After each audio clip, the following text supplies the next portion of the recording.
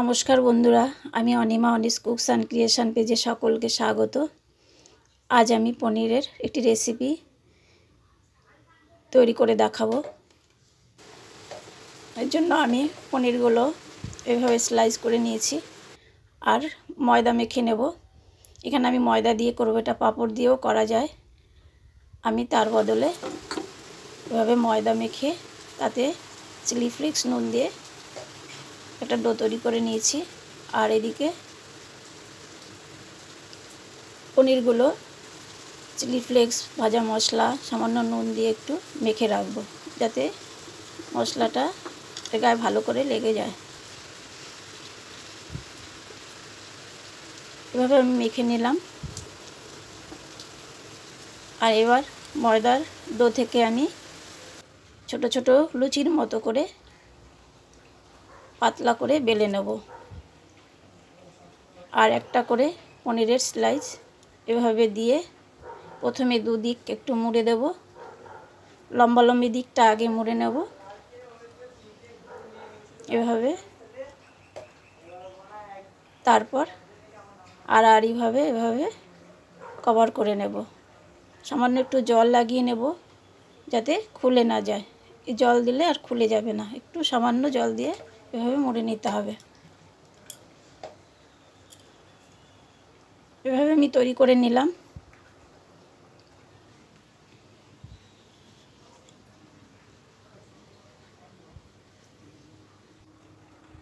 আর একটা দেখিয়ে দিচ্ছি যাতে সুবিধা হয়।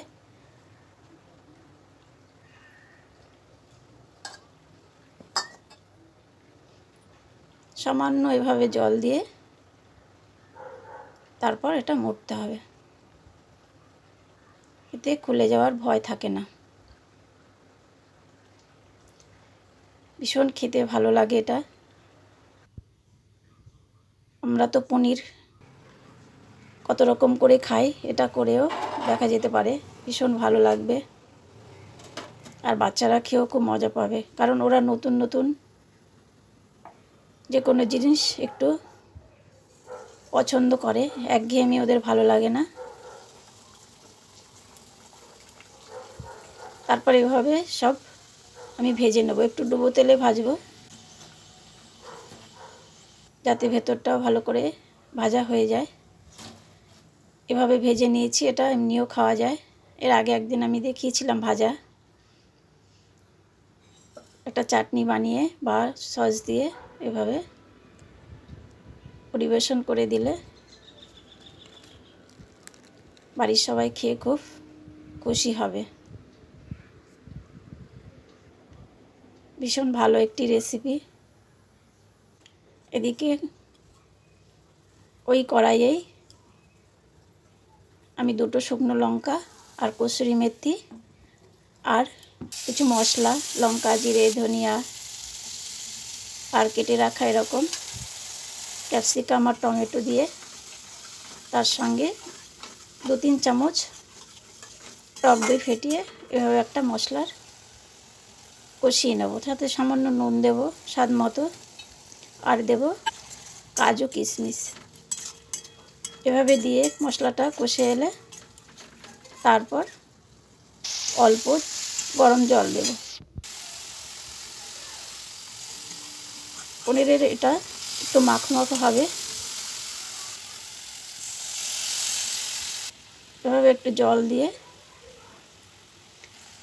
তারপরে ভেজে রাখা এই পনিরগুলো সব দিয়ে দেবো।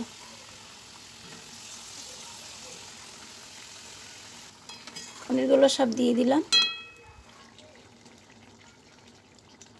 তারপর একটু ক্রিম তৈরি করা, এটা দুধ, একটু বাদাম, এগুলো সব একসঙ্গে একটু মশলা দিয়ে এইভাবে একটা সামান্য একটু ধনেপাতা এগুলো দিয়ে একটা ক্রিম তৈরি করে নিয়েছি, সেটাই উপর থেকে দিয়ে দিলাম। আর একটু সামান্য ভাজা মশলা দিলাম।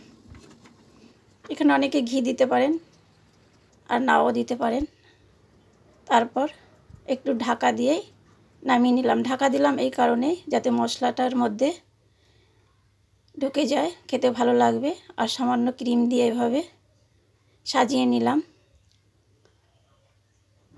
তৈরি করে নিলাম স্লাইস পনির রোল।